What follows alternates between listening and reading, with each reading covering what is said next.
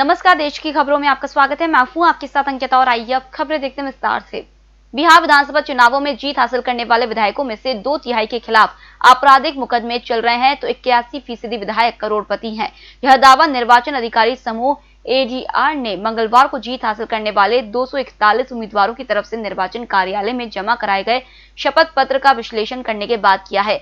ADR की report के मुताबिक विजयी विधायकों में से 68% ने अपने खिलाफ आपराधिक मुकदमा दर्ज होने की बात शपथ पत्र में स्वीकार की है। बिहार विधानसभा चुनावों में जीतने वाली महिला उम्मीदवारों की संख्या 2015 के मुकाबले 1% घट गई है। 2015 में जहां 12% महिलाएं थी, वहीं इस बार उनकी संख्या 11% रह गई है। बुजुर्गों की संख्या भी युवा विधायकों से ज्यादा है। विजेताओं में 48% की आयु 25 से 50 साल के बीच है, जबकि 51 से 80 साल के बीच उम्र वाले विजेता 52% हैं। विजेता उम्मीदवारों में से 34% यानी कि शैक्षणिक योग्यता 5वीं से 12वीं कक्षा के बीच है, जबकि 62% ने खुद को स्नातक या उससे ज्यादा पढ़ा लिखा बताया है। प्रधानमंत्री नरेंद्र मोदी और विश्व स्वास्थ्य संगठन के महानिदेशक टीए ग्रेबिसिस ने कोविड-19 महामारी से निपटने के लिए वैश्विक स्तर पर जारी साझेदारी के संबंध में बुधवार को चर्चा की और इस दिशा में आधुनिक चिकित्सा पद्धति के साथ पारंपरिक औषधियों को शामिल करने पर राजी हुए। प्रधानमंत्री कार्यालय द्वारा जारी बयान के अनुसार प्रधानमंत्री मोदी ने विश्व स्वास्थ्य संगठन के प्रमुख से फोन पर बात की और महामारी से निपटने के लिए वैश्विक साझेदारी के समन्वय में संगठन की महत्वपूर्ण भूमिका की प्रशंसा की। बातचीत के दौरान मोदी ने इस बात पर भी जोर दिया कि अन्य बीमारियों के खिलाफ लड़ाई से भी ध्यान नहीं हटना चाहिए। बिहार चुनाव में प्रधानमंत्री नरेंद्र मोदी विपक्षी महागठबंधन के मुंह से जीत का निवाला निकालकर गेम चेंजर साबित हुए। पहले चुनाव चरण में बुरी तरह पिटी राजग ने अगले 2 चरणों में पीएम मोदी के चेहरे और केंद्रीय योजनाओं के सहारे न सिर्फ सीएम नीतीश के खिलाफ एंटी इनकम्बेंसी की बयार रोकी, बल्कि बाजी पलटने में भी कामयाब रही। पूरी लड़ाई में नीतीश कमजोर पड़े तो हार के बावजूद तेजस्वी ने अपने नेतृत्व का लोहा मनवाया।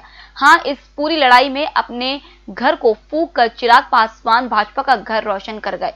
लोजपा 2 सीटों से घटकर 1 पर आ गई।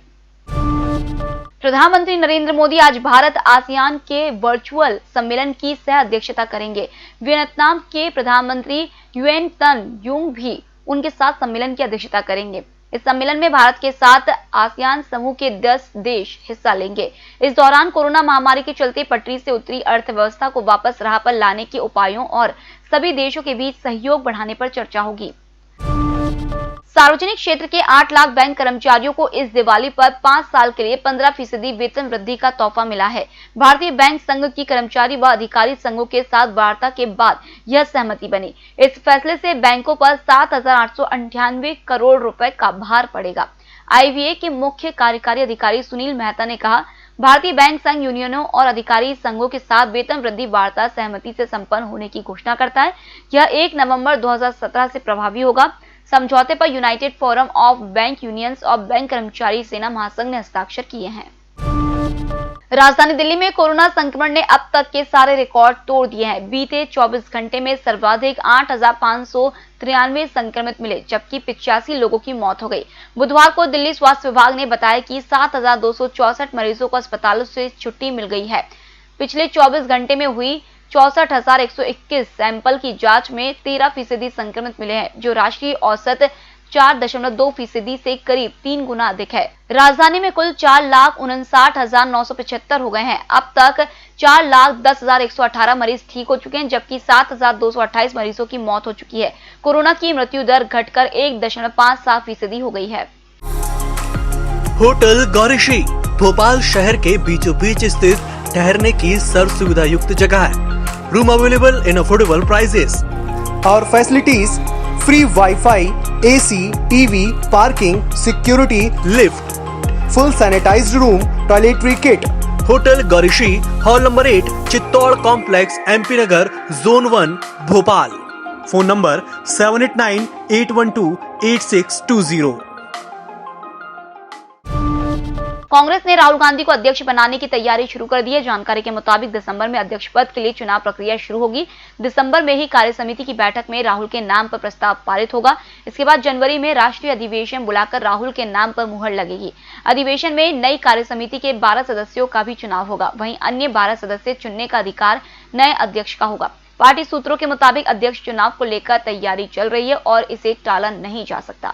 वहीं राहुल समर्थक नेता भी आश्वस्त हैं कि बिहार व कई राज्यों में उपचुनाव के नतीजों को संगठन के नेतृत्व से नहीं जोड़ना चाहिए।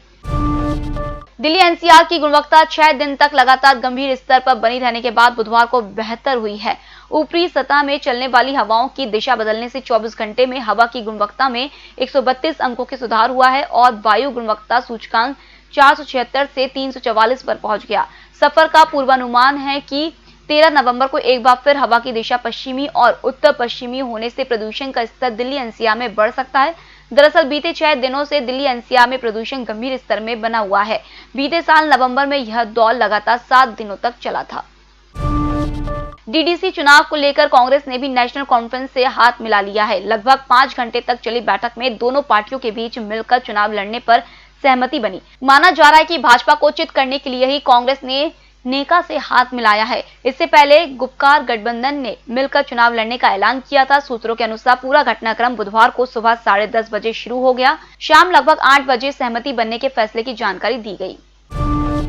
केंद्र सरकार ने कोरोना महामारी से सबसे ज्यादा प्रभावित करीब 2 करोड़ निर्माण मजदूरों को 5,000 करोड़ रुपए की राहत मुहैया कराई है।